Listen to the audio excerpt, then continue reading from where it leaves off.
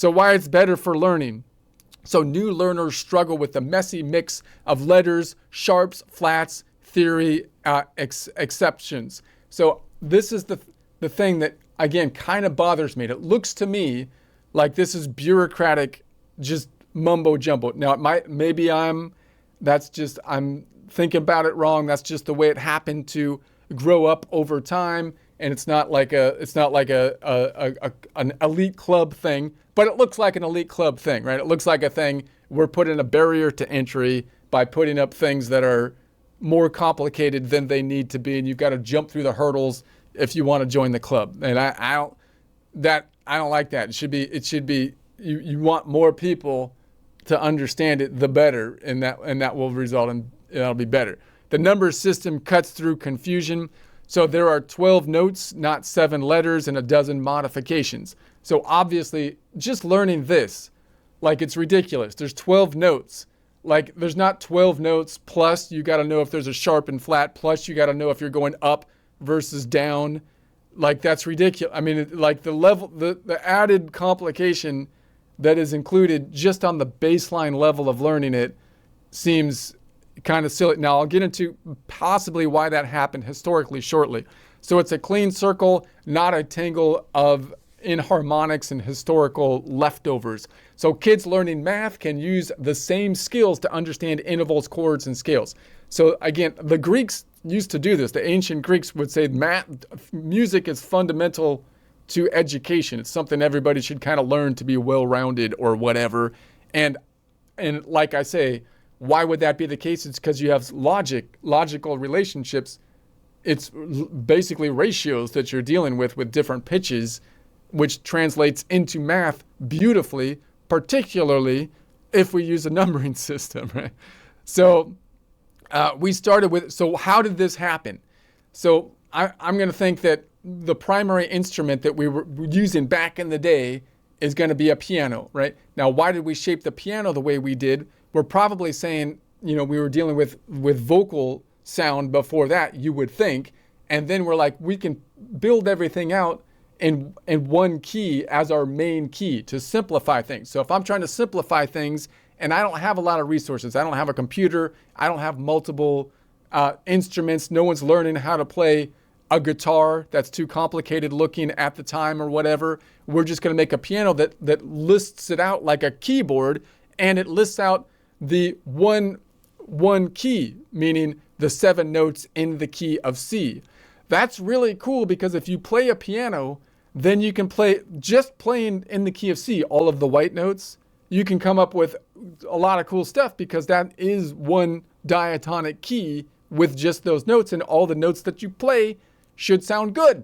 So if you could just translate that to the guitar, if you could just find those notes on the guitar, that would be cool, because if you just play those notes, you can come up with an endless amount of things there. But over time, of course, we started to say, well, we want to play in multiple different keys because we have the capacity to do that. We're not limited anymore.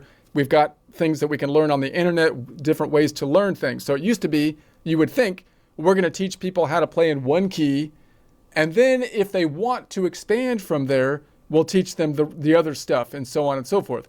But by doing that, you're creating limitations like you do with math when you have a shortcut, a heuristic that only works on one level of math but doesn't expand to the broader math that you're going to learn later. You've actually built a wall. You've made something more difficult by making an artificial rule that doesn't apply universally. That's what's happening with the learning right now, right? We're learning 7 notes as though those 7 notes are somehow special, as though C major is somehow special other than just simply being historically special. And then you can imagine, well, what if we numbered this, or if we lettered them with 7 letters, then what are we going to do when we add the other lettering system? You can see what it looks like it happens. They just squished the other notes in between.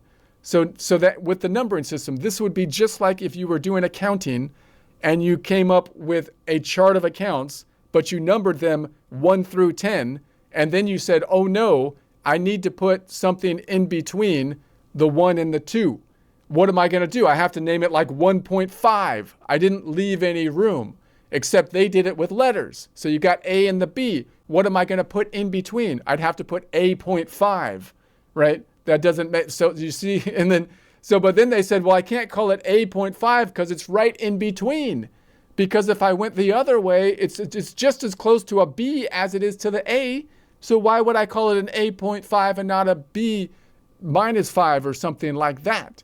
And I happen to notice that if I make all of my scales, then on every note, starting on every note, I could make it so that there's one note, A, B, C, D, E, F, G, of every scale, if I just nudge like these notes to either an A or a B. I might have to nudge the actual B itself too, even though it doesn't have to be nudged normally. But if I do that, you see what's happening here? So now we kind of force this thing to work. You would think that's how it basically came about, you would think, right? So that doesn't seem exactly like the best way to go. It just seems like that we already had a system. We had our general ledger account was numbered in a not optimal way, and then we did the best we could with it. We stuffed in the other account numbers and called them 1.5 and whatnot, and that's what we're left with. Instead of just redoing the system and saying, well, look, we need to redo it because we didn't leave any numbers that would allow us to redo it. We don't want to do that because that won't match the prior numbers. I won't be able to compare it to last year if I do that, right? And we have a similar kind of thing here that's happening. So I think, to me, that looks like all that's happening. That's why we're kind of left with what's happening from a practical standpoint, it seems to me. So the modern system evolved from the piano.